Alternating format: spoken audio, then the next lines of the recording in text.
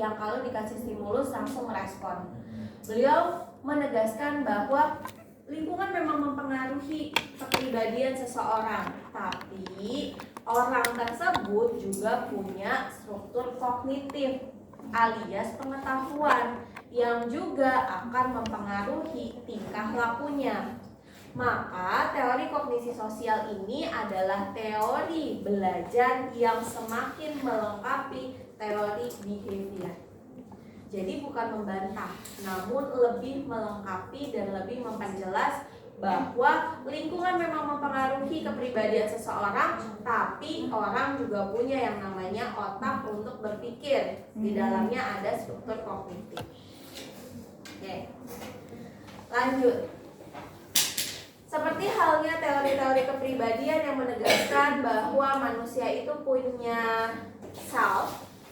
Namun, self yang dimaksud oleh Albert Bandura ini bukan self seperti yang dikatakan oleh Rogers, bukan self yang dikatakan oleh Jung, tidak, bukan self yang dikatakan Albert nggak nyebut ya, Proprium, tidak, bukan itu. Karena self yang dimaksud dari teori-teori terdahulu adalah self yang bertugas sebagai penggerak dari penggerak utama dari kepribadian. Sedangkan kalau self yang dimaksud dengan Bandura, self ini ada, namun tidak bergerak sendirian dan bukan motor utama dalam penentu kepribadian. Karena motornya ada dua. Roda motor kan emang ada dua. Motornya ada dua. Yang pertama adalah si self ini, yang kedua adalah lingkungan. Nah, apa itu sistem self yang dimaksud oleh Bandura? Sistem self itu adalah struktur kognitif yang memberi pedoman mekanisme dan seperangkat fungsi-fungsi persepsi, evaluasi, dan pengaturan tingkah laku. Self ini terbentuknya dari mana? Dari pengalaman yang sudah teman-teman alami. Jadi dari kejadian-kejadian yang sudah kita alami, dari pengamatan-pengamatan, dari pembelajaran-pembelajaran, baca buku, nonton film, lihat sinetron, lihat kejadian orang-orang, berinteraksi dengan orang lain, maka semua pengalaman-pengalaman tersebut terkumpul jadi satu dalam struktur kognitif. Nah, dari struktur kognitif yang dipunya sama manusia, maka manusia akan membentuk yang namanya self-regulasi atau regulasi diri. Apa itu regulasi diri? Regulasi diri itu adalah pengaturan diri untuk bisa memanipulasi tingkah laku diri sendiri dan juga memanipulasi lingkungan. Contoh manipulasi lingkungan tuh kayak, Hana harus gue apain ya biar dia tuh kalau dipanggil langsung nyaut. Kayaknya situasinya diginin aja deh. Nah, berarti ada peran di sana. Ya, Bang. Maka tadi sama kelompok 10 dijelaskan bahwa ada piramidanya. Piramidanya nanti dulu biar gak bingung.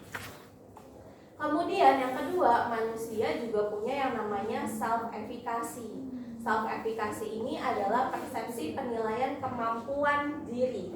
Self-efikasi ini berbeda dengan konsep diri. Kalau konsep diri itu kan menjelaskan bahwa saya adalah anak yang cerdas, anak yang cantik, anak yang bohai, anak yang populer. Nah, tapi kalau self-efikasi ini berkaitan dengan kemampuan diri terhadap sesuatu. Contoh misalnya mau presentasi, saya mampu nggak ya nanti menjelaskan teorinya dengan baik?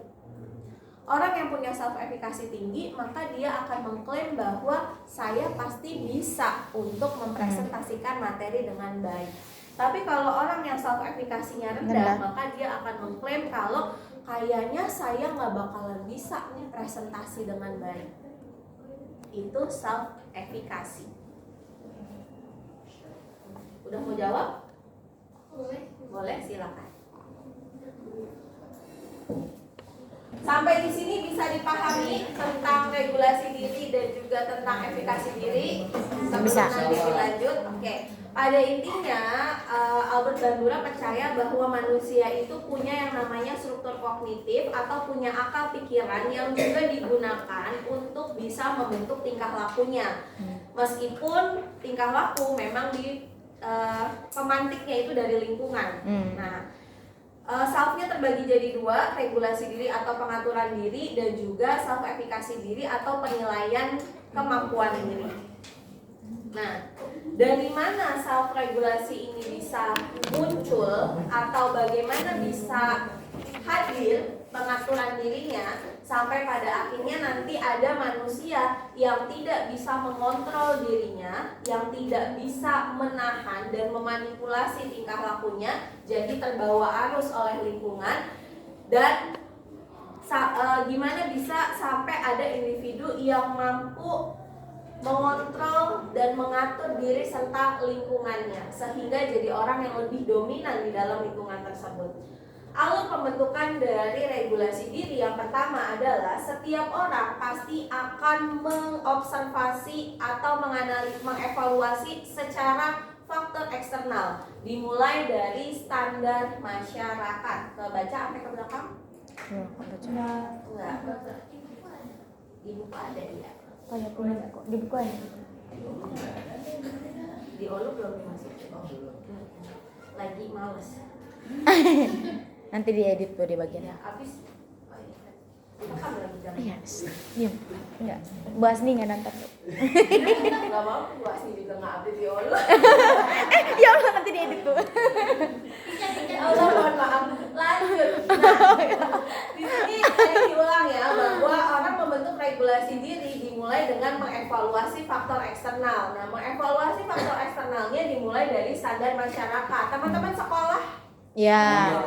diajarin nggak boleh, nah itu haram. Diajarkan. Diajar. Nah, maka dari pendidikan yang teman-teman dapatkan tersebut, teman-teman dapat yang namanya standar masyarakat, penilaian benar salah, baik buruk, boleh nggak boleh, tentang norma-norma, aturan-aturan sosial yang pada akhirnya akan membentuk standar teman-teman sendiri. Maka akan ada orang yang bilang kalau ngomong nyablak kagak ngapa, tapi ada juga orang yang bilang kok kasar banget ya, aku nggak biasa. Kenapa? Karena lingkungan eksternalnya membentuk perbedaan standar sosial ini. Oke. Maka ada orang yang membuat kecurangan, it's fine, gue nggak ngerasa salah. Tapi ada orang yang kok lu bisa sih kayak gitu. Nah, itu karena dari standar masyarakatnya, dari sosial, dari pengalaman-pengalaman dan pembelajarannya.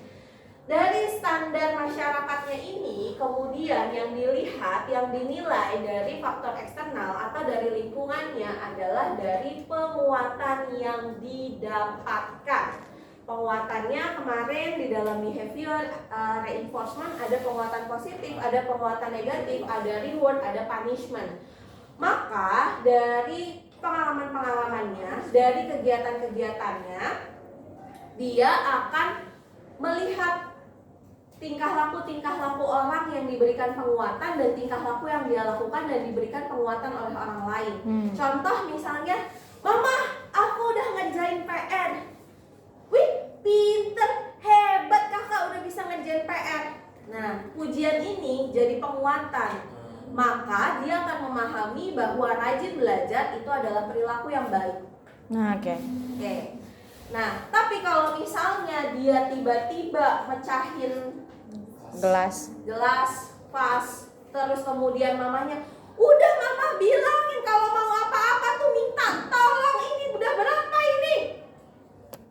Nah, maka dia akan memahami bahwa apa yang sudah dia lakukan adalah hal yang salah. Jadi dia akan mengamati penguatan-penguatan yang diberikan oleh lingkungan terhadap perbuatan yang baik dan buruk, yang pada akhirnya akan membuat standarnya dia. Nah, selanjutnya dari standar yang sudah dibuat, yang sudah ditetapkan dari hasil pengalaman dan interaksinya dengan lingkungan, maka dia akan mengobservasi dirinya sendiri berkaitan dengan Ini dikatakan performansi itu bagaimana penampilannya dia dalam keseharian atau bagaimana tingkah laku yang sudah dia lakukan dalam tentang kehidupannya. Dimulai dari bagaimana kualitasnya, keseringannya, kuantitasnya, orisinalitas, bentuk bukti, dampak penyimpangan dan etika. Contoh misalnya, dia akan mengobservasi dirinya tentang kayaknya gue ini deh. On banget ya, nilainya kok jelek banget. Kok kayaknya orang-orang emang gak suka deh sama gue, gak punya temen. Kayaknya temen aku banyak banget, tapi yang deket ujung-ujungnya cuma satu doang. Kok kayaknya kalau setiap ngobrol sama orang selalu senang ya dengan apa yang saya bicarakan. Nah, itu self observasi. Jadi dia mengobservasi dirinya sendiri sesuai dengan standar yang tadi sudah ditetapkan. Nah, nanti setelah dia mengobservasi dirinya alias mendapatkan gambaran tentang gimana sih saya tuh selama ini, maka dia akan menjudgment dirinya sesuai sama standar yang ini tadi. Nah, dalam proses menjudgment dia akan standar model, sumber model dan sumber penguat. Nah, sumbernya dari mana? Sumbernya dari sini tadi. Nah, jadi kalau misalnya dari di rumah diajarkan untuk jadi anak yang soleha, nggak dugem, nggak mabok, nggak pakai narkoba. Tapi ternyata dalam observasinya ini dia dugem, mabok, pakai narkoba. Maka dalam menjudgment dari sumber modal dan sumber penguat, dia akan menjudgment dirinya sebagai orang yang munafik dan tidak soleha. Oke, paham. Paham? Oke. Selanjutnya, selain dengan melihat standar pribadi dari yang sini sudah didapatkan, maka dia akan melihat pedoman performansi dari norma standar, perbandingan sosial, perbandingan personal, sama perbandingan kolektif, alias membandingkan dirinya dengan orang-orang lain atau membandingkan dirinya dengan lingkungan-lingkungan. Contoh misalnya, masuk ke UHAMK, teman-temannya pada bisa ngaji, semua ngajinya pada cakep-cakep, ternyata dia nggak bisa ngaji. Maka dia akan menjudgment dirinya bahwa saya adalah orang yang gak bisa ngaji. Karena jika dibandingkan dengan orang lain, bacaan saya lebih terbata-bata. Oke. Selanjutnya, dia akan menghargai aktivitas yang dilakukan. Apakah selama ini dia melakukan kegiatan-kegiatan yang bermanfaat, lebih banyak kegiatan yang bermanfaat, atau lebih banyak kegiatan yang membuang-buang waktu, atau kegiatan yang dinilai positif sama orang-orang, maka dia akan mulai memilah-milah kegiatannya. Misalnya selama ini sering main, ternyata dapat penguatan negatif dari lingkungan, ternyata dengan main nilai-nilai saya jadi jelek dan saya lebih rendah. Nah, maka dia akan menjudgment bahwa selama ini saya sering buang-buang waktu. Oke. Selanjutnya, dia akan melihat sumber dari performansinya ini, alias kenapa saya jadi orang yang sering buang-buang waktu, kenapa saya jadi orang yang kurang soleha, apakah karena diri sendiri atau karena orang lain. Maka di sini dikatakan lokus pribadi atau lokus eksternal. Jadi setelah dia mengobservasi tentang bagaimana dirinya, kemudian menjudgment bagaimana dirinya jika disandingkan dengan nilai sosial, maka dia akan mencari saya begini sebenarnya salah siapa? Apakah memang salah saya yang tidak bisa mengendalikan diri, atau salah karena orang lain? Selama ini saya kurang soleha, saya nggak bisa ngaji. Kenapa? Orang saya nggak pernah diajarin ngaji sama mama bapak saya.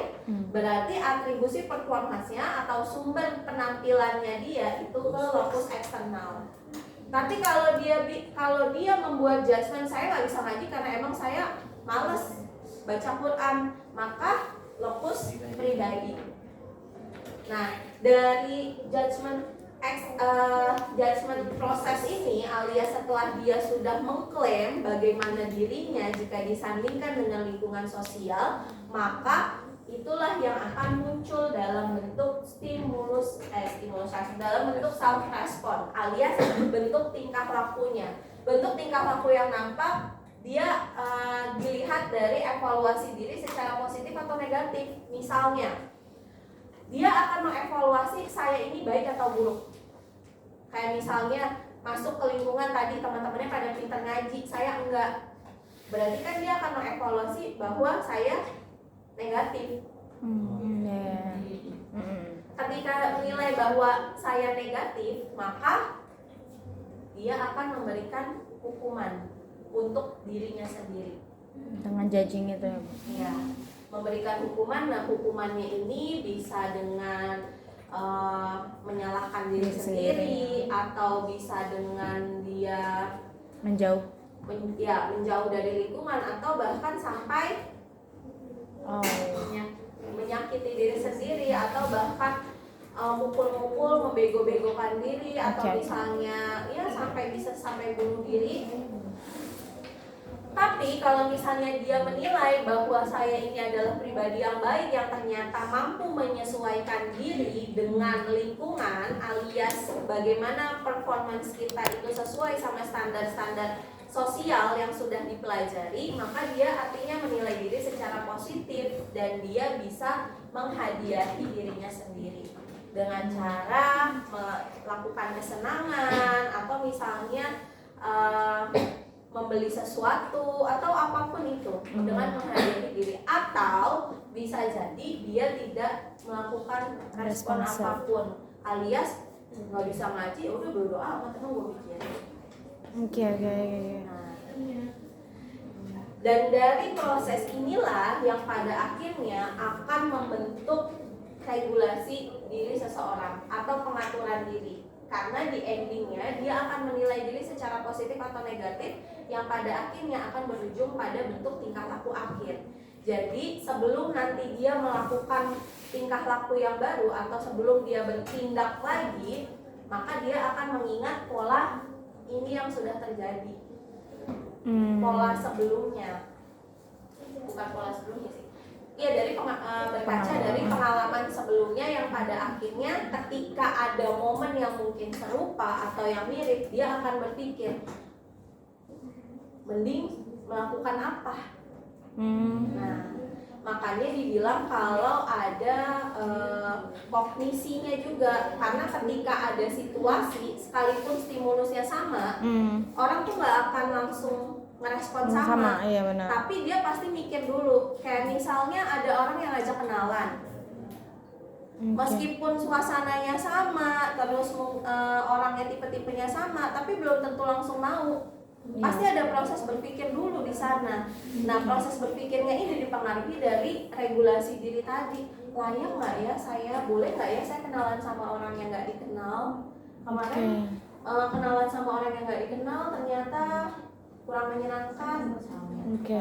Jadi pada intinya dalam pengaturan diri ini adalah setiap orang punya pengalaman dan juga standar penilaian yang bisa digunakan untuk memfilter mana yang baik, mana yang buruk, sehingga dalam bertingkah laku dia bisa lebih memilih dan memilah. Dan juga lebih bisa mendapat gambaran apa yang harus saya lakukan.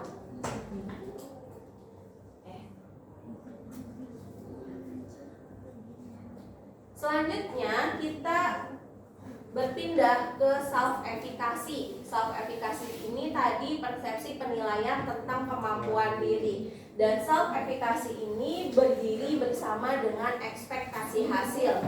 Ekspektasi hasil ini adalah harapan yang teman-teman inginkan atau yang teman-teman perkirakan terhadap situasi dan kondisi yang teman-teman alami. Contoh misalnya, Fanya, Vinka, sama Aura habis presentasi, pasti ada ekspektasinya. Misal, ekspektasinya adalah orang nggak ada yang nanya. Harapannya orang nggak ada yang nanya. Harapannya nanti pas jelasin lincah banget. bisa tanpa ada AE. Itu ekspektasi. Nah, ekspektasi ini berbentuknya ada dua. Yang pertama realistik, yang kedua nggak realistik. Ekspektasi realistik adalah harapan yang dibuat sesuai dengan kemampuan. Jadi kalau misalnya dalam pengaturan dirinya dia tahu kalau nilainya itu adalah 80, standar 80 nih, maka ketika berekspektasi atau ketika menentukan standar hasil, ya udah 80. Ya 80. Tapi ada juga orang yang membuat ekspektasinya nggak realistik alias ketinggian. Jadi dalam proses regulasi dirinya dia tahu standarnya dia itu 80, maka dia menilai efikasi dirinya saya mampu tapi mampunya ya 80 doang. Tapi ternyata dia malah membuat ekspektasi sampai 100. Alias ketinggian. Nah, ketika dia membuat ekspektasi yang terlalu tinggi, maka pasti dia akan rentan mengalami kegagalan. Karena ketika hasilnya nggak 100, dia akan mengklaim bahwa dia gagal. Ketika dia mengklaim bahwa dia gagal, maka dia akan mengklaim kalau saya tidak mampu. Alias efikasinya rendah. Paham. Nyambung. Yang bagus gimana? Yang bagus adalah seperti ini. Self efikasinya tinggi, ekspektasinya realistik. Jadi dia akan berusaha secara lebih optimal dan maksimal. Contohnya misalnya teman-teman semua mau UAS. Teman-teman punya self efikasi nih buat mata kuliah psikologi kepribadian. Saya pasti bisa mengerjakan UASnya dengan semaksimal mungkin. Maka ekspektasi saya nilainya, misalnya teman-teman ekspektasi saya nilainya pokoknya dapat A, terserah mau nilainya berapa, pokoknya patokan saya tuh dapat A. Maka yang teman-teman lakukan adalah pasti akan berusaha seoptimal mungkin kan untuk bisa dapat nilai A itu. Karena teman-teman menilai bahwa saya mampu, saya bisa, tapi saya mau nilai yang realistis saya dapatkan adalah A. Ya segitu, mau A-nya 80 mepet nggak apa-apa, yang penting itu A. Maka teman-teman akan effortnya lebih banyak. Tapi kalau misalnya teman-teman bilang saya mampu, saya bisa, masa sih nggak bisa dapat nilai rata-rata 90? Maka ekspektasinya artinya bikin nilainya 90. Dan ketika teman-teman bikin ekspektasi nilai 90, pilihannya dua. Teman-teman akan menghalalkan segala cara untuk bisa mencapai ekspektasi tersebut, atau justru teman-teman akan menganggap remeh apa yang ada. Kayak misalnya gue mampu, gue pasti bisa, masa sih kayak gitu doang nggak bisa, dapat lah nih 90, udah ngapain belajar? Ya. Atau justru malah pokoknya gue bisa nih, masa nggak bisa dapat nilai 90? Gimana caranya? Pokoknya harus dapat nilai 90. Lilu jawaban, sini cepetan. Nyontek, terus melakukan kecurangan lain biar sesuai dengan ekspektasi yang pada akhirnya ketika ekspektasinya tidak realistik maka berdampak pada pembentukan psikopatologis atau perilaku menyimpang. Paham. Dan dari mana efikasi ini bisa terbentuk? Efikasi bisa terbentuk nggak kelihatan. Efikasi.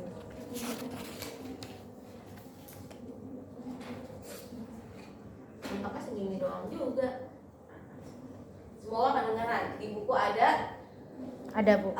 Sumbernya itu yang pertama dari pengalaman performance, alias bagaimana pengalaman dia selama hidup. Dalam rentang kehidupannya, pengalaman prestasi masa lalunya gimana,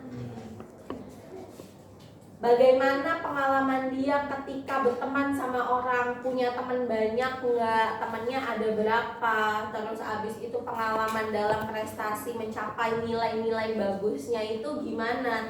Kayak misalnya ada orang yang setiap ujian itu dapat nilainya 60, maka dia akan membentuk self efikasi bahwa saya hanya mampu dapat nilai 60. Maka dia akan mengklaim bahwa usahanya mau kayak gimana, saya hanya akan dapat nilai 60. Tapi kalau misalnya ada orang yang dapatnya nilai sering dapat 8, 100, 90, maka dia akan mengklaim bahwa saya pasti mampu untuk dapat nilai A. Nah, jadi self efficacy atau penilaian tentang kemampuan diri bisa didapatkan dari pengalaman prestasi. Pengalaman prestasi masa lalu ini tidak hanya berkaitan dengan prestasi dalam arti yang sebenarnya, tapi bagaimana pengalaman pencapaian kehidupan, kayak misalnya berhasil punya sahabat, berhasil punya teman, berhasil diterima di lingkungan yang baru, berhasil menjawab pertanyaan, berhasil menjadi orang yang berbicara di muka umum. Nah, itu juga bagian dari pengalaman-pengalaman prestasi. Kemudian dari pengalaman vikarius. Pengalaman vikarius itu adalah pengalaman yang dialami oleh orang lain. Contoh misalnya melihat orang lain sukses, lihat Raffi Ahmad sukses. Nah, dari kesuksesan orang tersebut, maka kita berpikir kalau saya juga pengen dapat. Pasti akan berpikir, Raffi Ahmad aja yang tadinya bukan siapa-siapa bisa kok jadi terkenal, jadi Sultan Andara. Masa gue gak bisa? Padahal kan sama nih, sama-sama manusia. Nah, maka dia akan termotivasi untuk mengklaim atau membentuk self efficacy-nya, saya juga pasti mampu. Oke. Yang ketiga adalah dari persuasi verbal, atau kalau di beberapa sumber ada persuasi asosiatif alias mulut netizen.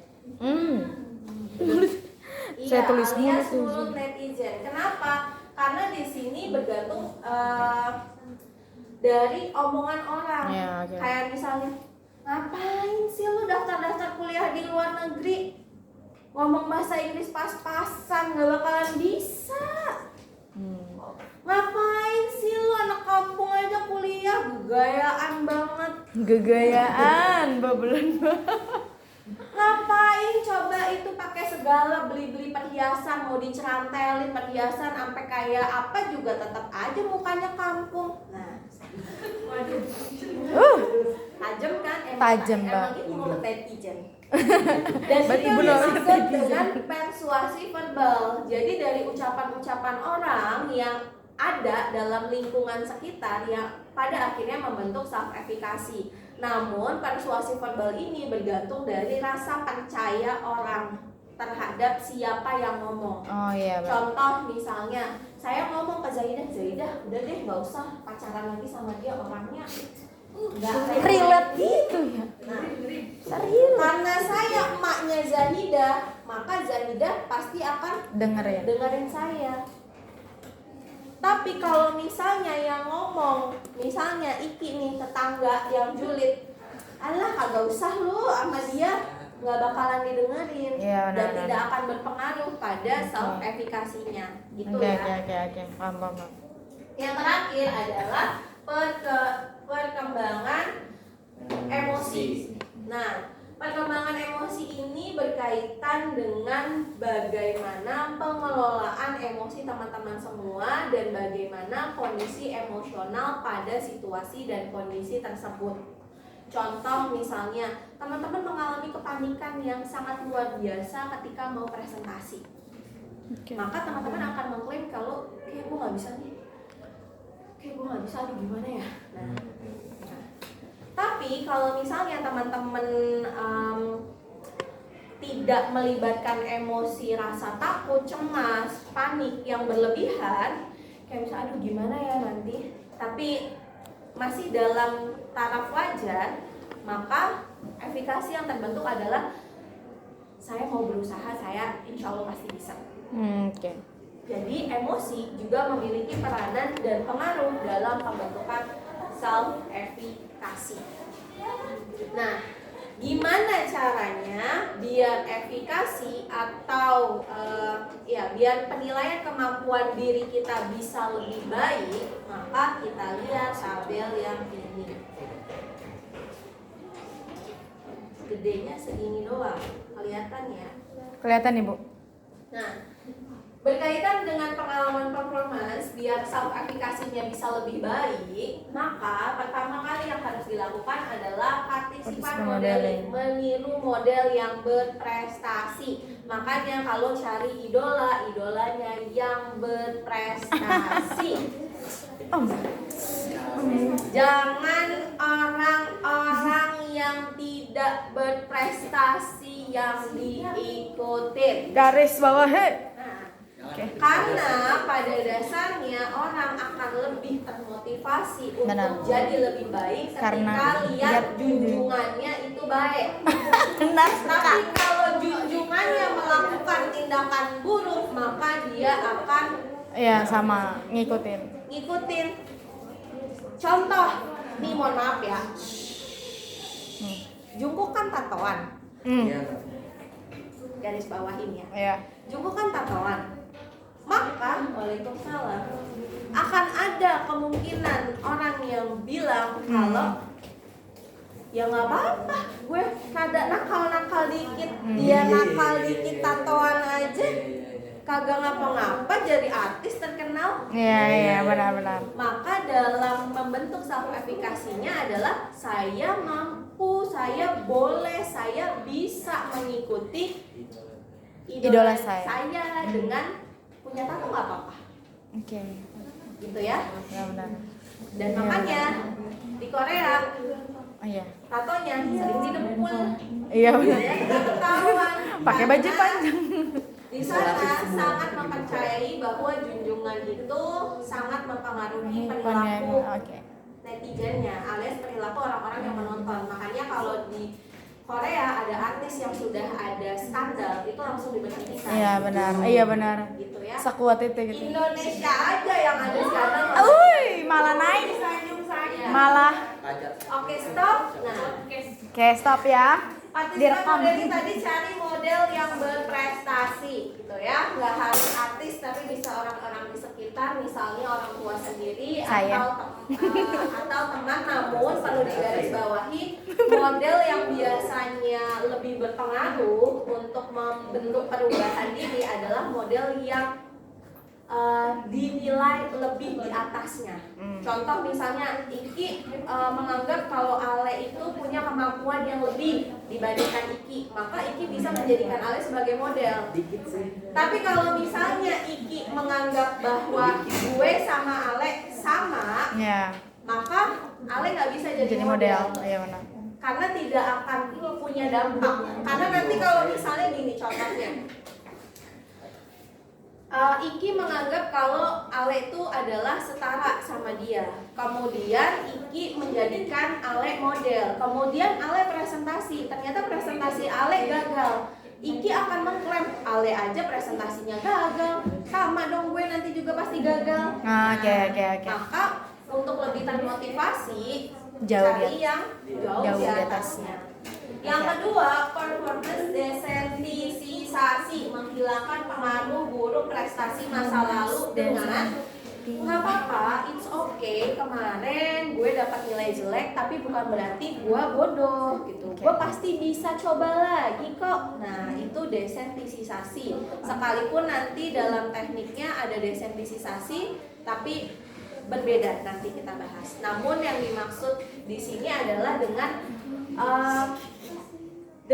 kita pernah punya pengalaman buruk, nggak berarti kalau kita ini adalah orang yang buruk, gitu maksudnya. Yang ketiga, performance exposure, menonjolkan keberhasilan yang pernah diraih, alias gue pernah loh pamer sih enggak ya, tapi ini lebih menekankan diri sendiri. Nggak apa-apa, sekarang gagal kan kemarin lo juga udah pernah.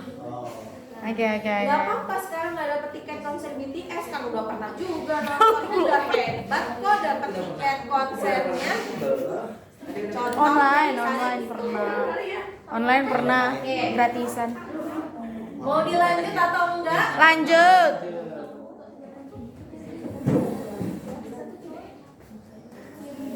Kembali fokus teman-teman.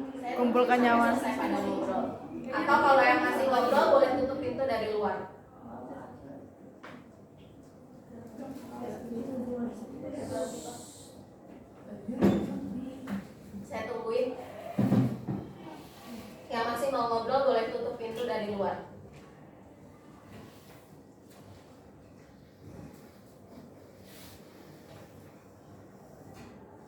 Udah selesai ngerumpinya?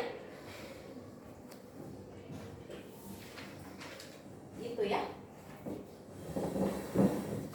Saya jarang marah, dia kirim energi, tapi dengan memberikan pembelajaran yang banyak contoh nyeleneh bukan berarti situasi kelas bisa santai dan sesuai dengan apa yang teman-teman mau. Contoh yang nyeleneh, bercanda, biar teman-teman gak stres. Pembahasan psikologi kepribadian itu bukan hal yang mudah. Semester depan teman-teman ketemu sama teori pendekatan yang lebih memperdalam tentang teori-teori ini. Jadi please, lebih sadar tentang tanggung jawab teman-teman semua, gitu ya. Kita lanjut lagi dari sumber yang kedua. Udah. Karena dari sumber yang pertama, bagian keempat, self-improve performance atau melatih diri untuk jadi yang terbaik. Jadi kalau misalnya selama ini kita ngerasa pernah mengalami kegagalan, maka yang perlu dilakukan untuk bisa membangun efikasi yang lebih baik adalah rajin belajar, rajin mencoba lagi. Gagal membangun hubungan dengan teman yang satu bukan berarti mengklaim bahwa diri nggak akan punya teman, tapi coba cari punya teman lagi. Nah, yang kedua dari pengalaman Vicarius, maka life modeling, amati model yang nyata, yang hidup, bukan nyontoh Nobita yang hidup sama Doraemon. Nobita itu hidupnya enak loh. Aku juga harusnya bisa dapat hidup yang seperti itu. Gak bakalan nyampe. Gak ada, gak nyata. Termasuk standar cowok gue adalah kayak Hyun Bin. Dia harus ganteng, tinggi, kaya raya, sangat baik, yang kayak ada di dramanya ini. Gak bakalan benar-benar. Gak bakalan ada, karena di realita hidupnya aja dia belum tentu kayak begitu. Jadi kalau mau mengamati orang, carilah orang yang nyata, yang memang benar-benar hidup, yang tidak dalam dunia tipu-tipu alias tidak dalam film yang gak nyata.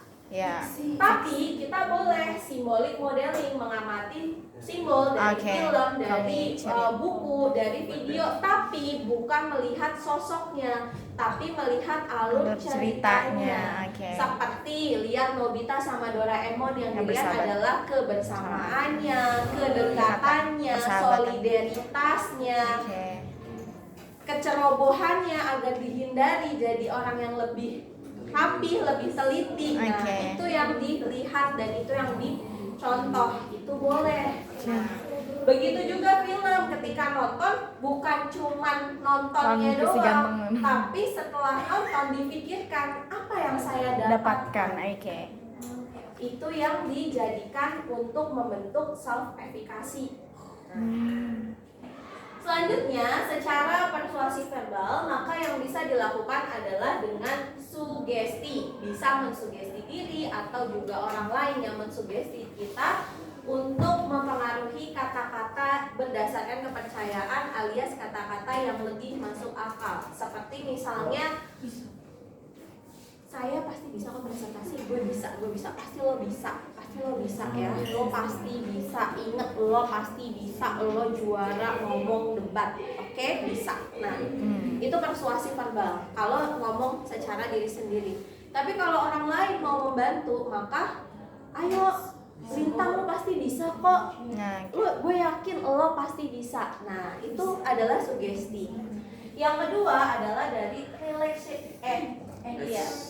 exhortation, nasihat atau peringatan yang mendesak dan memaksa. Iki, baca buku, ayo cepet Ki, sini Ki, jelasin Ki, ayo pasti bisa Ki, cepat jelasin, bisa, pasti bisa. Putusin ya, nanti putusin ya, oke, pasti bisa ya. Contoh misalnya gitu. Jangan ngapa gue sih? Lihat langsung ke saya lagi. Yang ketiga, self instruction atau memerintah diri sendiri. Jangan cengeng, jangan manja. Ayo lakukan. Oke. Kayak misalnya, saya termasuk orang yang malas masuk dalam lingkungan yang harus basa-basi. Karena meskipun tes kepribadian saya ekstrovert, tapi saya berpikir bahwa mungkin saya ambivert. Karena saya kadang lebih suka menyendiri. Maka ketika saya masuk ke dalam lingkungan yang baru yang harus basa-basi, kayaknya males nih, kayaknya nggak bisa nih gue ngerumpi ngobrol-ngobrol basa-basi. Tapi kita harus memaksa diri. Udahlah, ayo. Hei ibu, apa kabar? Hai. Itu instruksi buat diri sendiri. Ayo lo pasti bisa. Ayo dong jalan, masa gitu aja nggak bisa. Nah itu untuk ke diri sendirinya. Terus dari interpretive treatment, interpretasi baru memperbaiki interpretasi lama yang salah. Contoh misalnya, kita punya pengalaman ada orang lain yang ngomong misalnya, ya nih abis diomongin katanya kalau pakai baju warna pink kelihatannya gendut banget. Maka kita bisa menginterpretasi, bukan gemuk, bagus pakai baju warna pink. Nah, lebih terlihat cabi tapi lebih gemes. Jadi maksudnya bukan gemes, tapi bukan gendut, tapi menggemaskan. Gemoy. Jadi interpretasi yang dahulu pernah disampaikan oleh orang lain, maka dibuat pemahaman yang baru, yang lebih rasional, yang lebih bisa diterima.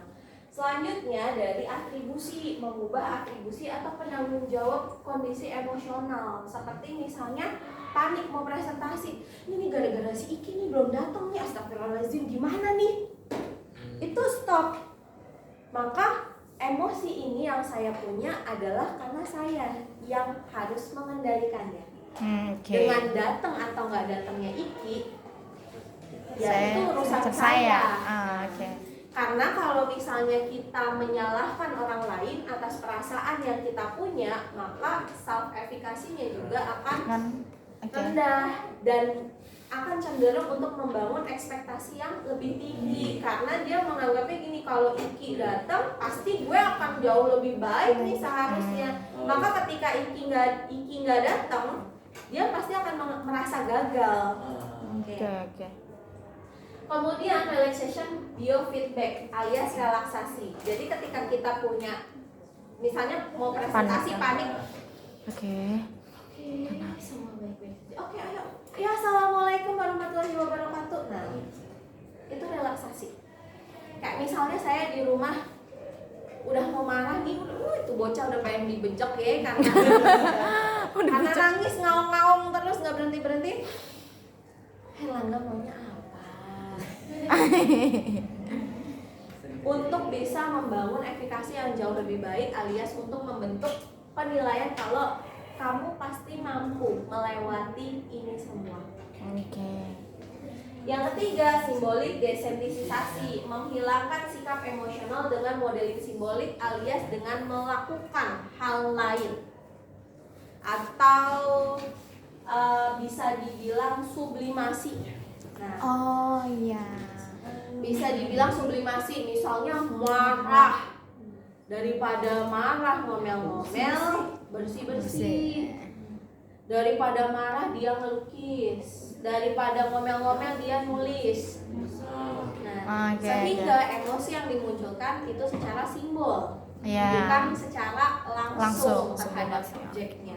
Sehingga dia tidak akan membangun efikasi bahwa saya tidak mampu mengatasi emosi saya, tapi dia masih mengklaim dan masih punya efikasi kalau saya mampu mengendalikan emosi dan mampu melewati ini. Nah, yang terakhir adalah memunculkan emosi secara simbolik atau menampilkan perasaan yang sedang dimiliki dalam bentuk atribut yang dipakai atau dalam bentuk aktivitas. Contoh misalnya lagi ngomel makannya seblak, lagi sedih pakai baju warna hitam.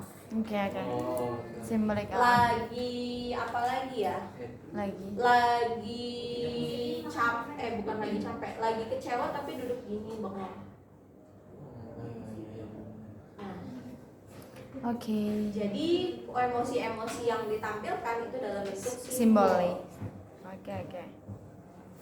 Nah, namun antara regulasi diri sama self efikasi, terutama dalam self efikasi ini, balik lagi tadi tidak bisa berdiri sendiri, alias mereka bukan motor penggerak dalam pembentuk tingkah laku orang, tapi bertugas sebagai filterisasi atas lingkungan yang masuk. Jadi misalnya dia distimulus sama orang nih. Nah, setelah dia distimulus sama orang, maka dia pasti mikir dulu. Iya. Baru nanti dia mengeluarkan. Dan juga dari self regulasi dan self efikasi ini, dia berpikir dulu, gue harus ngapain nih ke lingkungan. Gitu ya. Dan bagaimana kaitannya antara self efikasi dengan lingkungan adalah seperti tabel di sini. Yang pertama, ketika self efikasinya tinggi dan lingkungan responsif alias merespon self efikasinya tersebut, seperti misalnya dibilang saya mampu mempresentasikan materi dengan baik, berarti self efikasinya tinggi. Kemudian lingkungan merespon, iya, kamu pasti bisa. Kamu pasti bisa untuk presentasi, maka orang akan jadi sukses melaksanakan tugas sesuai dengan kemampuan. Tapi kalau ternyata self efikasinya rendah, kemudian lingkungan tidak responsif, alias gue kayaknya nggak bisa nih presentasi, nggak ada yang ngegubris, pada bodo amat. Maka dia hanya akan terkungkung dengan pemikiran saya tidak bisanya, sehingga dia jadi depresi, lihat orang lain sukses, dianggapnya itu hal yang sulit, kayak misalnya, kok dia hebat banget ya, padahal ya elah gitu doang. Nah, karena tidak ada bukan dukungan, karena orang tidak memberikan penguatan. Kemudian ketika self efikasinya tinggi tapi orang tidak responsif, kayak misalnya, mama aku dapat nilai bagus nih.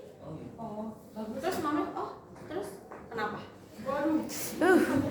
Atau justru mamanya malah diem aja, maka orang itu akan berusaha untuk mengubah lingkungan tersebut dengan cara apa ya yang harus gue lakuin biar mamahnya itu mau merespon atau mau mengakui self efikasinya dia, mampu mengakui kemampuannya dia, maka dia mungkin nanti akan berlaku, kok mama diem aja, kan aku udah dapat nilai 100. Kok aku nggak dikasih hadiah, kan aku udah dapat nilai 100, mah.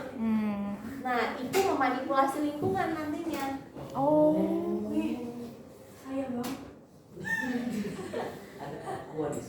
akan berusaha untuk mencari pengakuan. Nah, kalau misalnya self efikasinya rendah dan orang atau lingkungan responsif itu kan kata positif, tapi maksudnya di sini tuh bukan responsif yang saya nggak mampu nih, lo pasti mampu kok, bukan gitu. Tapi gue kayaknya nggak bisa deh, iya emang kayaknya nggak usah deh. Emang nggak usah deh, ngapain lah coba-coba. Nah, maka dia akan jadi apatis, pasrah, nggak merasa nggak Jadi meskipun si self efikasi ini ada, tapi dia akan dapat pengaruh dari lingkungan juga, sehingga tingkah laku yang terbentuk adalah kombinasi dari kognisi dan juga sosial, maka dinamai teori kognisi sosial gitu. Karena menyeimbangkan gitu.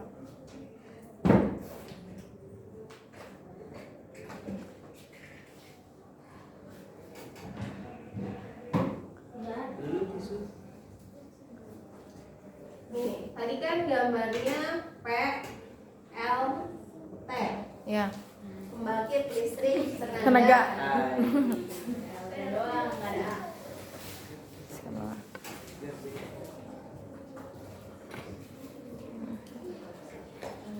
Jika di teori-teori behavior sebelumnya dari individu atau orang yang memberikan stimulus, P itu orang yang memberikan stimulus, L itu adalah lingkungan, situasi dan kondisi, kemudian T itu adalah tingkah laku. Jika di teori-teori sebelumnya adalah lingkungan saja yang membentuk tingkah laku, atau orang dan juga lingkungan bisa memberikan stimulus yang sama untuk semakin memperkuat tingkah laku. Tapi kalau di dalam teori Albert Bandura, antara pribadi atau orang yang memberikan stimulus, Oke. antara lingkungan dan antara tingkah laku yang dibentuk itu bisa saling mempengaruhi satu sama lain. Oke. Contoh misalnya dia memberikan stimulus untuk rajin belajar,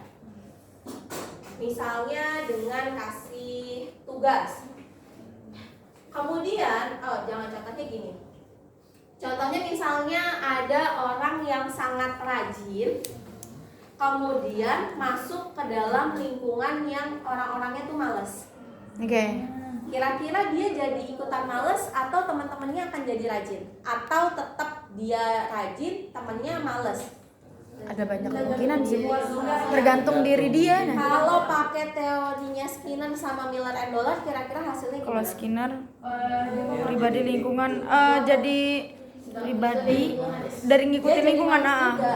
Skinner. Tapi kalau pakai teorinya Albert Bandura nggak Enggak. kayak gitu, Oke. karena tingkah laku di sini tadi apa? Rajin. Iya. Dari orang-orangnya ini malas, teman-temannya semua Malas. Maka ketika ada si malas masuk ke si rajin, nih si malas masuk ke si rajin, ada teman yang mempengaruhi dia untuk malas dan lingkungan mendukung situasinya untuk dia malas. Ketika dia punya regulasi diri yang baik dan self efficacy yang baik, maka yang malas ini bisa mental. Oke. Justru malah bisa aja dia mempengaruhi orang untuk jadi rajin. Oke. Nah, bisa mendominasi, tapi bisa juga dia Terdorong. ikutan malas ketika regulasi diri dan efikasi dirinya rendah. Oke. Paham. Jadi maksud dari gambar ini adalah semua unsur yang terlibat di dalam kehidupan, baik itu interaksi dengan orang lain, baik itu situasi lingkungan, baik itu dari dalam diri, secara kognitifnya itu saling terlibat, mempengaruhi satu sama lain. Contoh misalnya, kalau di dalam teori kalau di dalam teori kepribadian behavior yang lain, misalnya teman-teman dikasih tontonan itu secara terus-menerus, tontonan untuk berperilaku agresif, pasti teman-teman akan melakukan itu. Oke. Kalau teman-teman nggak punya atau belum membangun basic self regulasi dan self efficacy. Maka di dalam penelitian yang dilakukan oleh Albert Bandura itu pakainya boneka. Yang dilakukan penelitian itu anak-anak. Yeah. Jadi ada 3 kelompok. Kelompok yang pertama, jadi gini, misalnya saya teman-teman itu adalah jadi anak-anaknya, saya jadi orang dewasa yang jadi contoh. Terus ceritanya ini si boneka. Kelompok yang pertama, teman-teman jadi anak-anak ditontonin. Oke. Nah, itu kelompok pertama. Dari hasil penelitiannya ternyata ketika ini saya kasih, diikutin. Oke. Karena lingkungan mengajarkan untuk memperlakukan ini mencontoh. itu. Nah, P-nya stimulusnya dari mana? Ini ada orang yang ngasih ini kan bagian dari stimulus. Ini lokasi. Kan masalahnya dia nggak akan memperlakukan secara kasar kalau nggak ada yang dikasih. Nah, pemberian benda ini seperti halnya sebuah stimulus. Nah, dari penelitian itu jadi setelah dia melihat bagaimana orang dewasa memperlakukan si boneka itu, maka si anak itu dikurung dalam satu ruangan cuman sama si boneka. Nah, apa yang akan dia lakukan? Dia memperlakukan yang sama karena digarisbawahi anak-anak membangun pengalaman dan membangun self efficacy dan regulasinya itu belum sebanyak orang dewasa, sehingga filterisasi itu belum ada. Tapi di sini terlihat kalau ternyata pengaruh lingkungan sama contoh itu sangat berdampak besar. Kelompok yang kedua dari anak-anak yang ada melihat orang dewasa yang hanya memegang, hanya dilihatin, nggak diapa-apain. Maka ketika dikasih, dia nggak ngapa-ngapain. Tapi ada orang yang juga melakukan agresi. Kayak misalnya habis dikasih gini terus di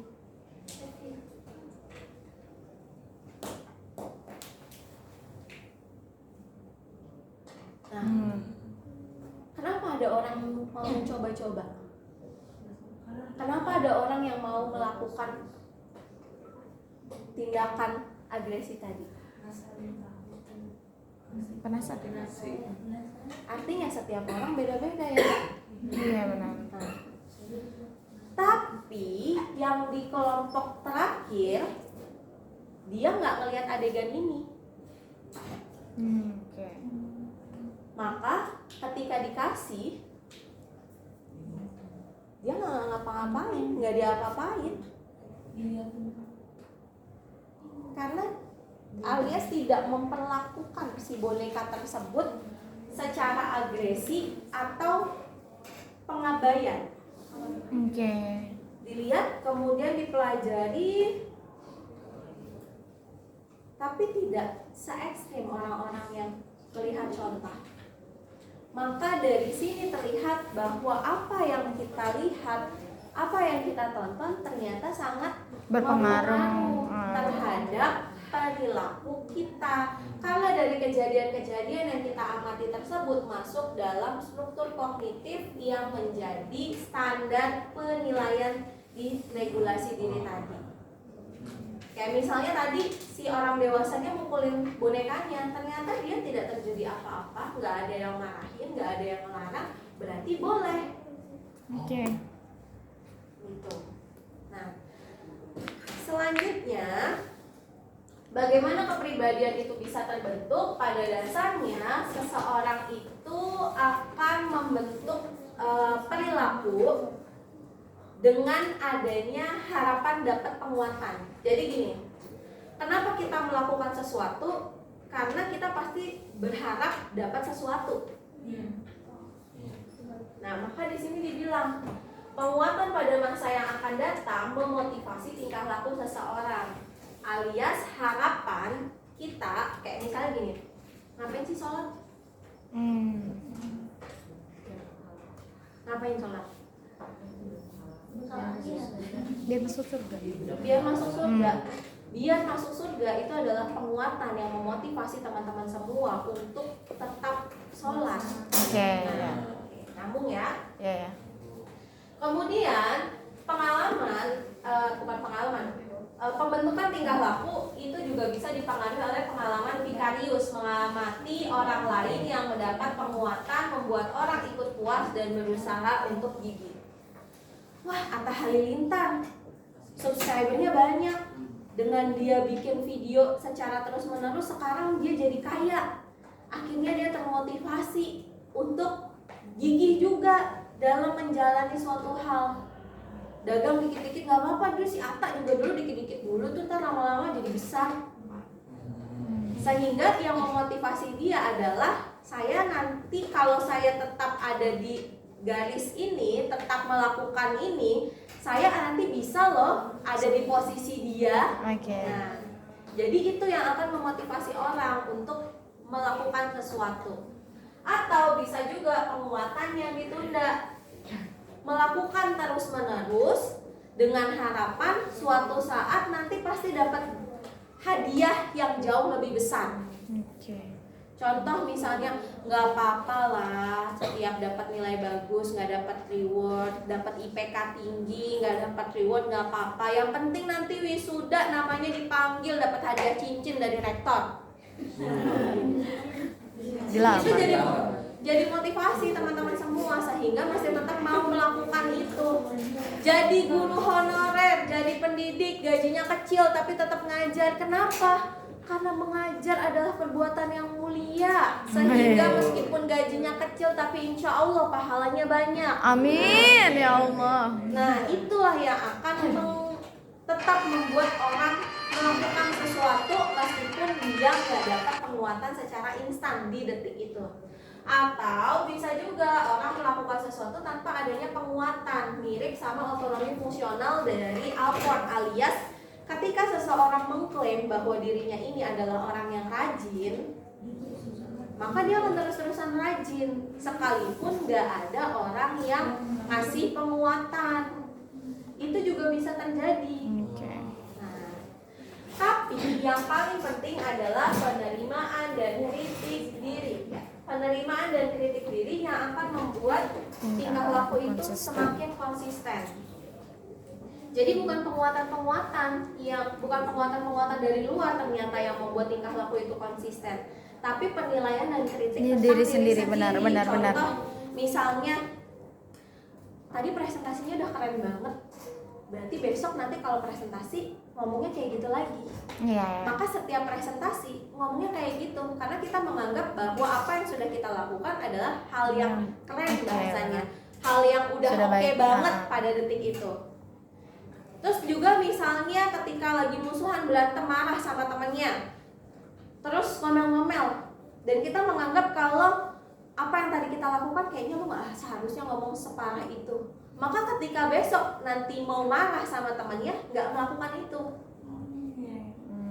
Jadi gak peduli temennya ketika diomel-omelin, iya gue minta maaf banget ya. Nah, gak peduli itu, tapi penilaian diri kita sendiri loh tentang apa yang sudah kita lakukan, itu yang akan membuat orang lebih konsisten dalam bertingkah lakunya. Sampai di sini nyambung? Nah, ini yang dikatakan sebagai peniruan dan model. Jadi, menurut Albert Bandura, tingkah laku seseorang itu terjadi karena dia mencontoh atau meniru apa yang dilihat selama proses perkembangannya. Jadi, kalau di dalam teorinya Skinner sama teorinya Dolan and Miller dikatakan kalau Skinner sih terutama ya, bahwa tingkah laku itu bisa dibentuk secara instan, alias tidak memandang pengalaman, tidak memandang model atau peniruan. Jadi kalau misalnya detik itu dikasih stimulus, maka bisa detik itu tingkah lakunya berbeda atau berubah. Tapi menurut Albert Bandura nggak semudah itu membentuk tingkah laku orang. Tingkah laku orang itu dibentuk dari proses peniruan yang sudah dialaminya selama perkembangan kehidupannya. Bahkan model yang baru dilihat detik ini belum tentu berpengaruh pada tingkah lakunya. Jika dikembalikan lagi pada self-regulasi dan self-efikasinya dia. Namun Bandura percaya kalau pada umumnya orang bertingkah laku itu adalah hasil dari proses belajar. Alias kenapa teman-teman kalau dijelasin oke, ngangguk kepala, itu hasil dari proses belajar. Teman-teman ngelihat orang, teman-teman mencontoh apa yang teman-teman tonton. Terus abis itu kenapa teman-teman berpakaian seperti sekarang ini? Karena ada model yang teman-teman lihat, dan ternyata dari model yang teman-teman lihat dan teman-teman ikuti, teman-teman dapat penguatan dan teman-teman menilai bahwa diri teman-teman layak untuk pakai baju kayak gitu, maka stylenya ya kayak gitu terus. Benar. Nyambung ya? Nah, cara yang pertama, bentuk peniruan yang pertama adalah modeling tingkah laku baru. Nah, di modeling tingkah laku baru ini adalah ketika ada orang yang tidak atau belum memiliki tingkah laku tersebut, maka dengan melihat model dia bisa punya tingkah laku tersebut. Contoh misalnya, selama ini nggak pernah berusaha untuk misalnya gini, ada seorang anak yang belajar untuk mengungkapkan emosinya, maka model yang diambil adalah orang terdekatnya. Si anak ini kan baru mulai belajar untuk mengekspresikan rasa marah, kemudian lihat mamahnya marah, teriak-teriak, kakak kenapa masih kayak gitu juga. Maka ketika dia marah, dia akan melakukan hal yang sama. Mama, aku tuh gak suka, aku gak suka sama ibu pergi aja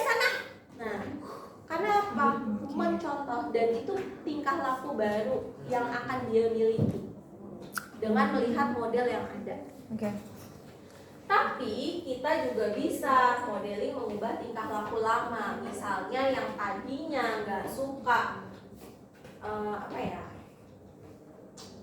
misalnya yang tadinya itu orangnya males, tapi karena dia punya model yang ya Allah buta-butawa aja masih rajin mau kuliah sampai S2 sampai ini, wah Aku males banget.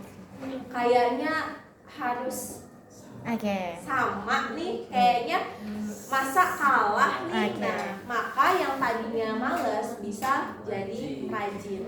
Itu yang contoh simpelnya. Ya. Kemudian bisa juga modeling itu terjadi dari Simbolik. simbolik, alias nonton film, baca buku, novel, komik. Contoh misalnya kamu denye, kamu denye. Dapatnya dari mana? Nonton apa? Nonton TikTok kan? Iya. Dia jadi model simboliknya tuh yang ada di TikTok. Kamu Oke. denye. Nah, Ini. itu hasil dari model simbolik. Dan ada juga nih ponakan saya kerjaannya nonton Godzilla sama Ultraman. Jadi Sama. dia mencontoh dan menganggap bahwa saya ini adalah Godzilla. Aku Godzilla. Wah. Wah. Sama banget.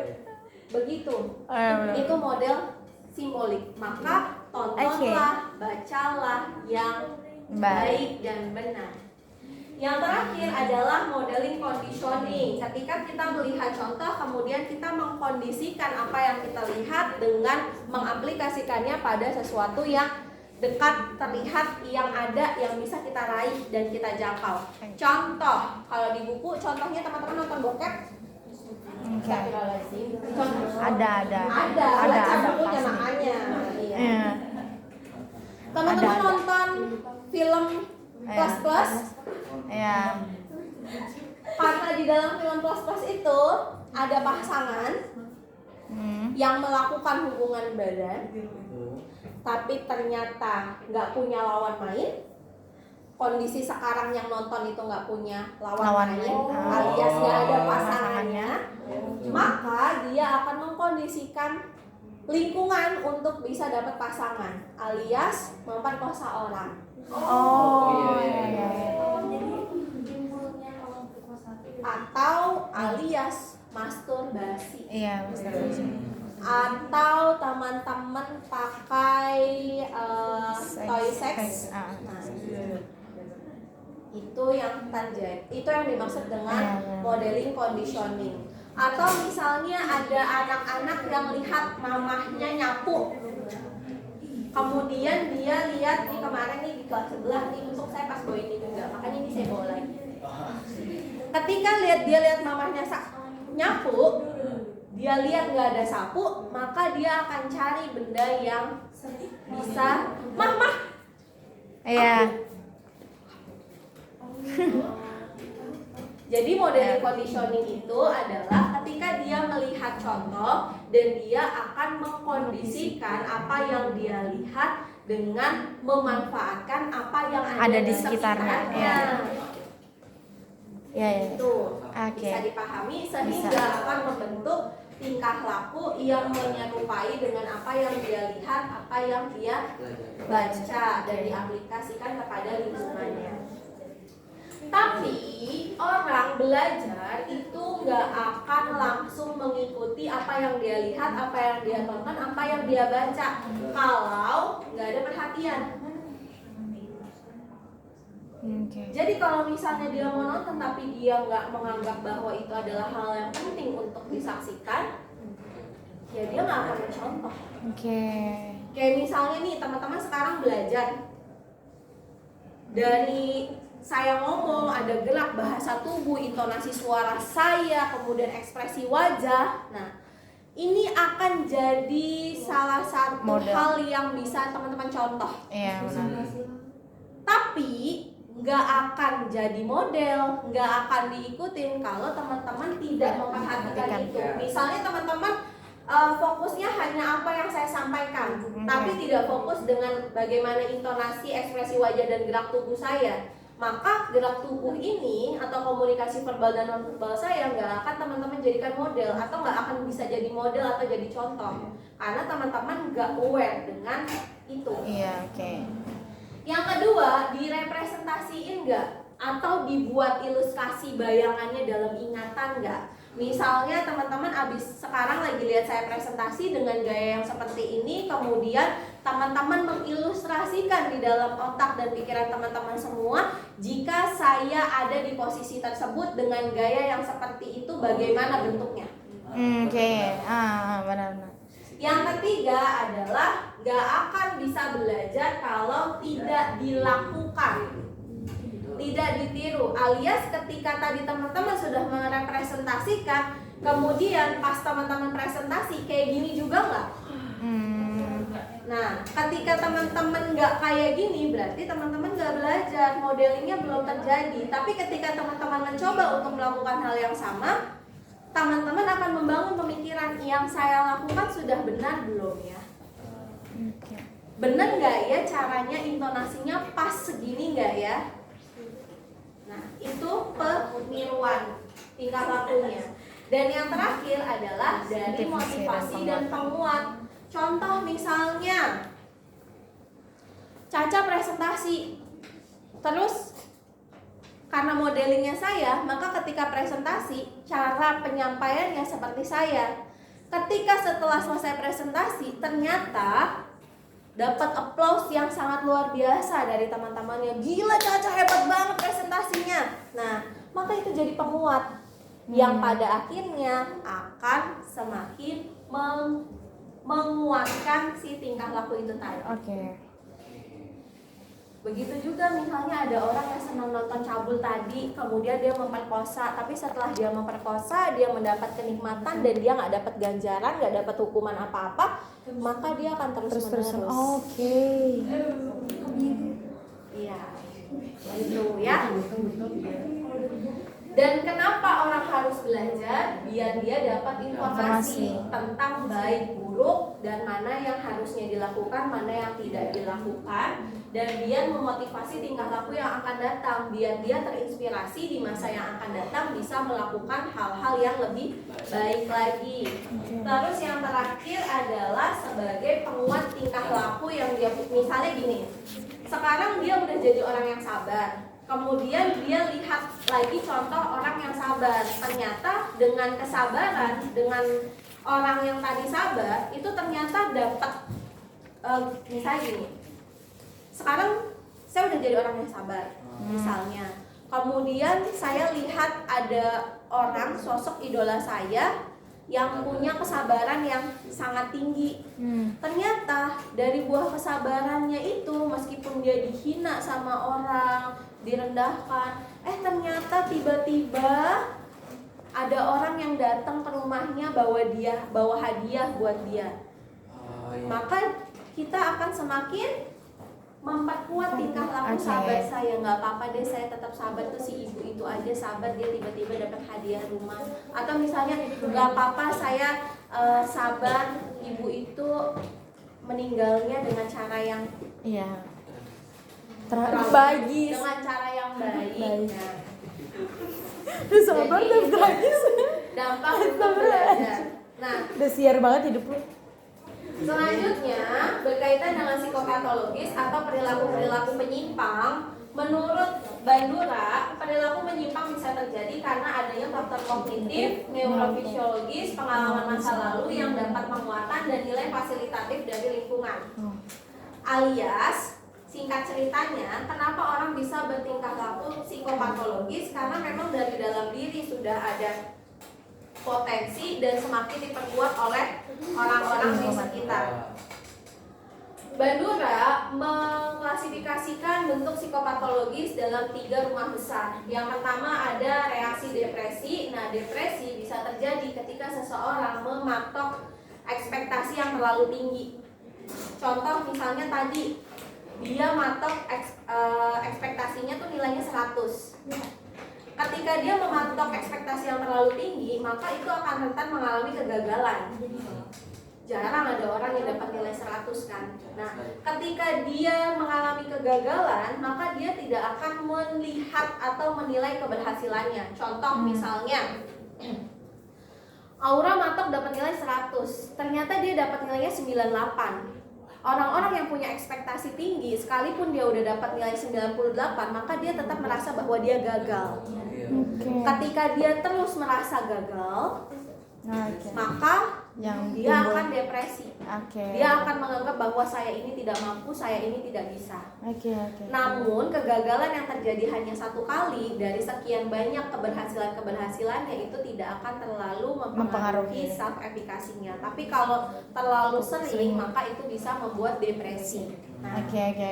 Terus yang kedua adalah fobia ini adalah hasil dari sesuatu yang teman-teman lihat, yang teman-teman tonton, kemudian semakin memperkuat karena self efikasi teman-teman rendah.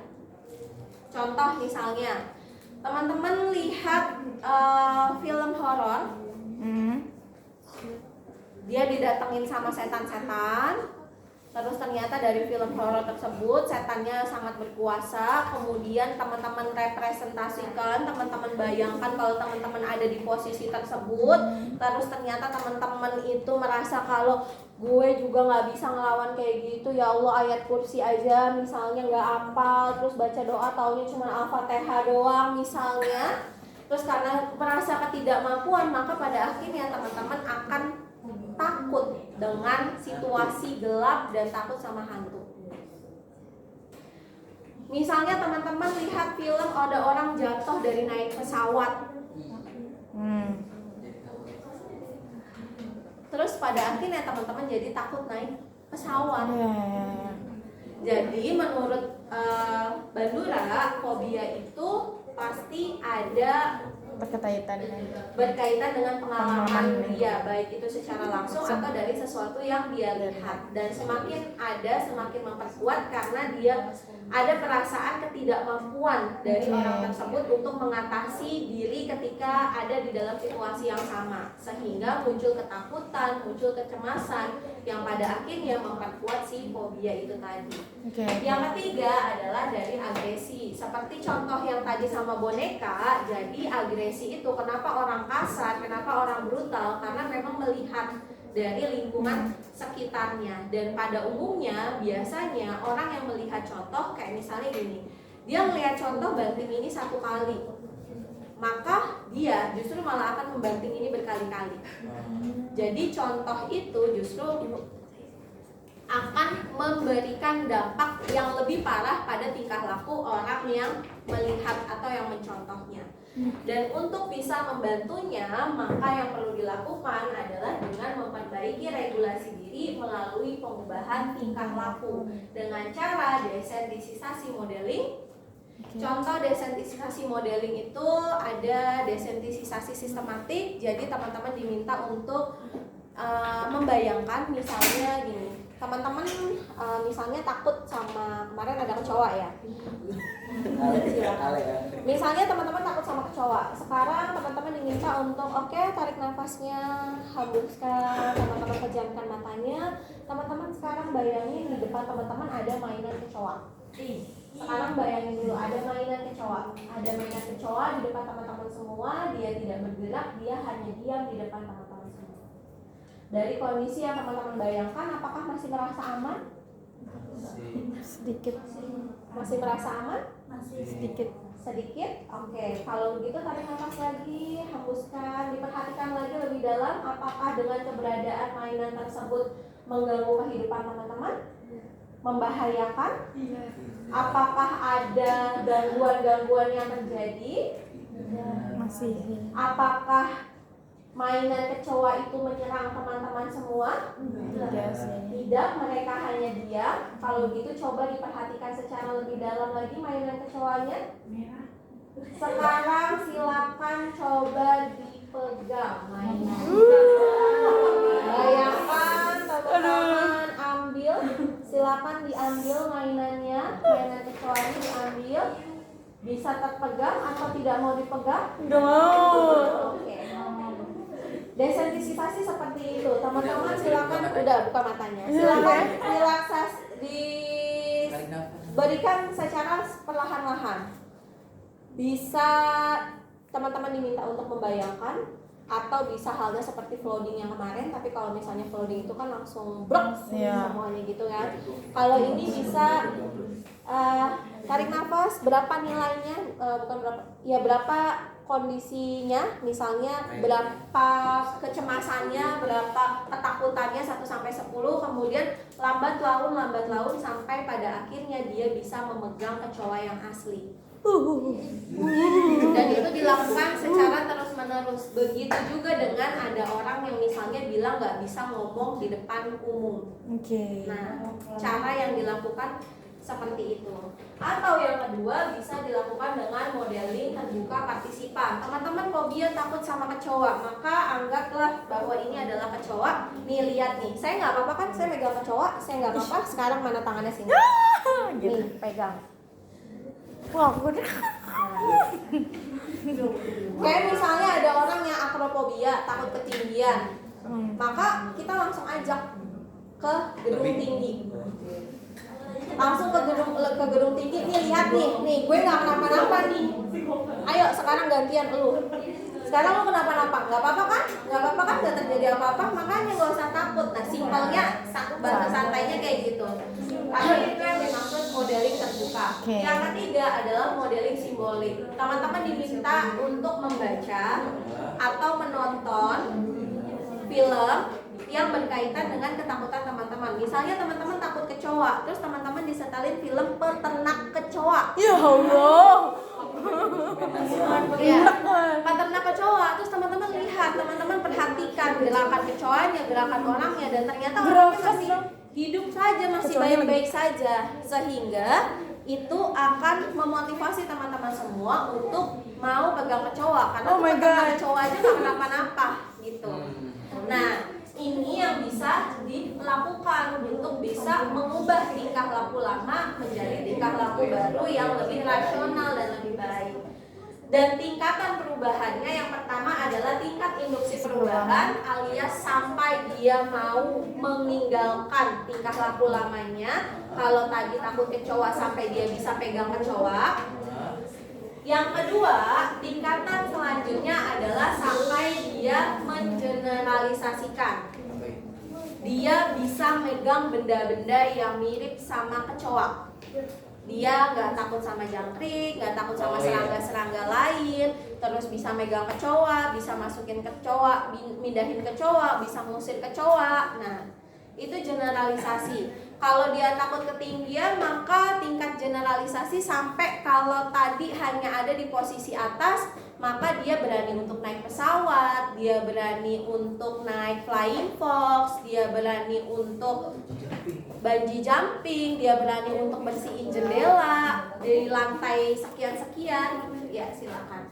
Itu tahap generalisasi. Yang terakhir adalah tahap pemeliharaan. Tahap pemeliharaan ini sangat berkaitan dengan lingkungan sekitarnya. Karena orang yang sudah sembuh dari tingkah laku lama, contoh misalnya dari fobia, maka bukan berarti dia nggak bisa balik ke tingkah laku yang lama.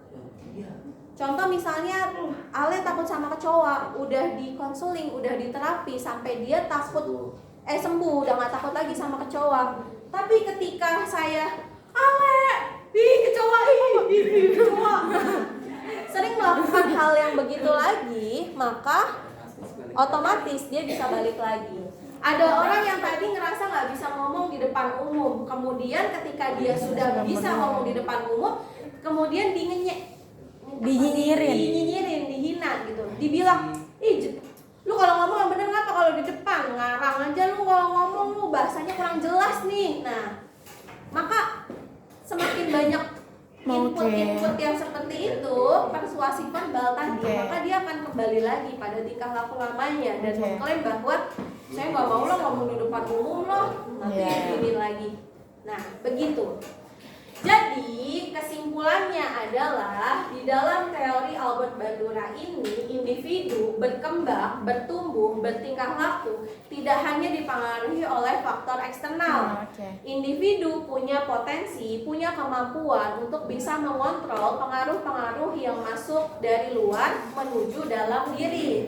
Sehingga dalam bertingkah laku sebelum pada akhirnya meniru atau melakukan contoh yang ada, dia pasti akan memfilternya dengan regulasi diri dan self-efikasinya. Sehingga tingkah laku yang muncul adalah hasil dari standar penilaian yang sudah dia pelajari selama pengalaman hidupnya. Jadi kalau mau mengubah tingkah laku orang, maka yang perlu dilakukan adalah cari sumber permasalahannya, kemudian bantu dia untuk mengikuti tingkah laku yang seharusnya dia lakukan. Bantu untuk mengikuti, di garis bawahi ya, untuk mengikuti tingkah laku yang seharusnya dia lakukan dengan cara memberikan contoh. Ya. Ada pertanyaan atau ada hal-hal yang kurang bisa dipahami? Karena udah habis. Waktunya juga udah habis kali ya. Ya, itulah ulasan pembahasan kita tentang Albert Bandura. Pertanyaannya Nanda tadi udah dijawab. Pertanyaannya Nadia tentang kelemahan dan kelebihannya. Yang pertama, kelebihannya tentu ini lebih kompleks dan lebih bisa menjawab. Tapi kekurangannya adalah dari sini kita nggak bisa memahami bagaimana kontrol diri yang jauh lebih dalam. Kemudian ada kejadian-kejadian yang memang pada dasarnya ada tingkah laku yang bisa berubah secara spontan, seperti yang dijelaskan oleh teori-teori behavior Skinner atau Dollar and Miller sebelumnya, tapi tidak tersentuh dan tidak dijelaskan di dalam teori ini. Kemudian pertanyaannya Nazla, motivasi apa saja yang berpengaruh? Mungkin tadi secara nggak langsung sudah terjawab ya. Motivasi yang muncul adalah yang bisa mempengaruhi tingkah laku manusia adalah harapan dia tentang apa yang akan dia dapatkan di masa yang akan datang. Itu yang akan memotivasi orang untuk bertingkah laku. Kemudian pertanyaannya Hana tadi udah dijawab.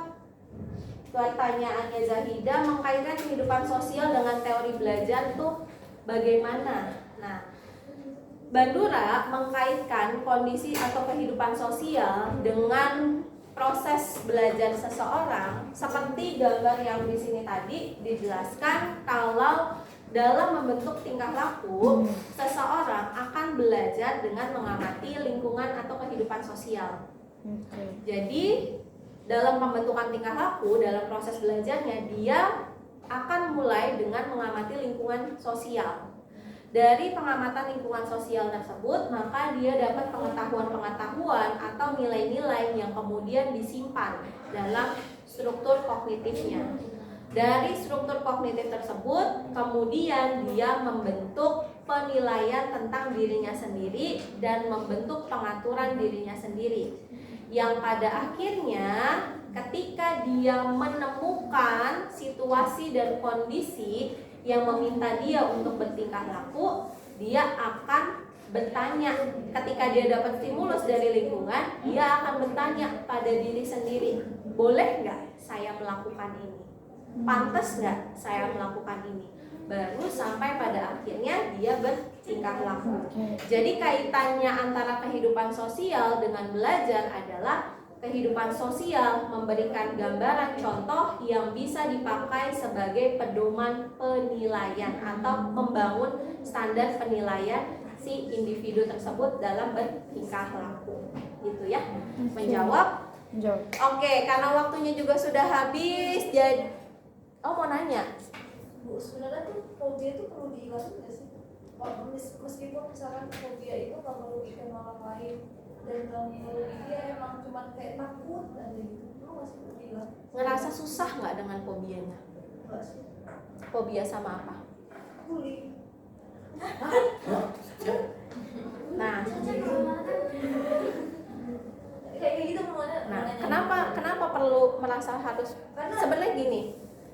Karena, nah iya, jadi gini, Perlu digarisbawahi bahwa fobia itu tidak akan pernah bisa hilang ketika dari dalam diri tidak ada kemauan untuk dihilangkan. Selama si individu tersebut merasa it's fine gitu, buat diri saya nggak ada masalah, saya tetap masih bisa hidup baik-baik saja dengan kefobiaan ini saya, ya nggak masalah. Bagi saya nggak harus dihilangkan, karena yang akan menanggung resiko adalah diri sendiri. Tapi harus siap dengan komentar-komentar orang yang tadi, lu normal kan Cak? Lilo semua lu normal kan Cak? Nah, padahal Caca ngerasa, ya emang kenapa kalau takut sama fobia sama guling? Nggak apa-apa, gue baik-baik aja. Sekarang umur gue berapa? 19 tahun ya? 20 tahun hidup dengan nggak ada guling ya nggak kenapa-napa gitu. Jadi kalau Caca tanya harus dihilangkan atau tidak, jawabannya harus ketika fobia yang dimiliki itu sudah mengganggu kehidupan orang tersebut. Tapi tidak harus dihilangkan ketika dia merasa masih bisa menjalani kehidupan dengan baik-baik saja. Contoh misalnya fobia sama HP. Kayaknya saya kecanduan bukan Kebalik ya, kalau nomofobia kan takut kalau nggak ada handphone. Nah, misalnya ada orang yang takut sama handphone, itu mengganggu kehidupannya karena orang kan jadi susah kalau mau ngomongin kan. Nah, maka itu harus dihilangkan. Tapi kalau misalnya sama sesuatu yang kita nggak sering bersinggungan, maka nggak apa-apa. Karena nggak mengganggu interaksi kita. Saya fobia sama toke. As you know, for your information, gue takut banget sama toke. Tapi di rumah sering banget ada toke.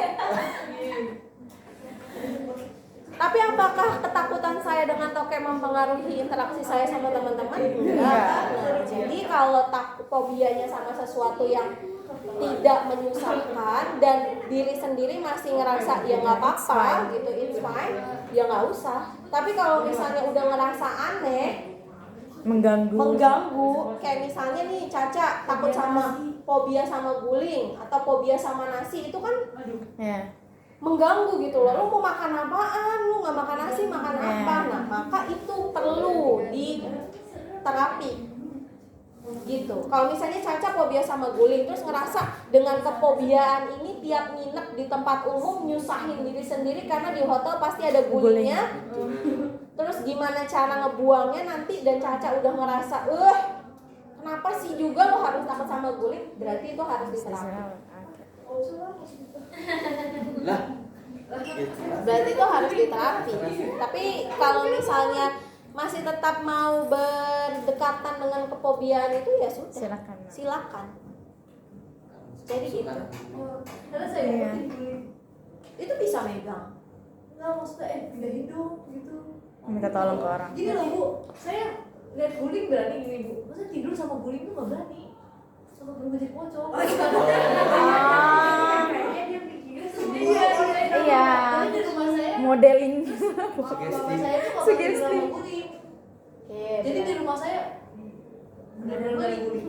Semuanya juga kayak gitu. Mama enggak, cuman jadi diterapin dari kecil nggak ada guling gitu. Jadi ketemu guling apalagi putih nonton film setan udah jadi pocong. Berarti harus di flooding ya, yang lebih ketat. Ayo besok kita bawa guling. Party guling. Jadi gitu terserah Caca mau hilang atau enggak, karena sampai detik ini saya juga nggak mau menghilangkan Cocok nih buat flooding. fobia toke sama saya. Tapi secara nggak langsung saya terapi mandiri karena hampir setiap hari dia bunyi. Jadi awalnya saya setiap dengar bunyi suaranya saya takut, sampai lama-lama setiap dengar bunyinya saya bodo amat. Delalahnya anak saya sama ponakan saya seneng banget nontonin video toke. Demi Allah. Terus saya diminta untuk nyetelin toke.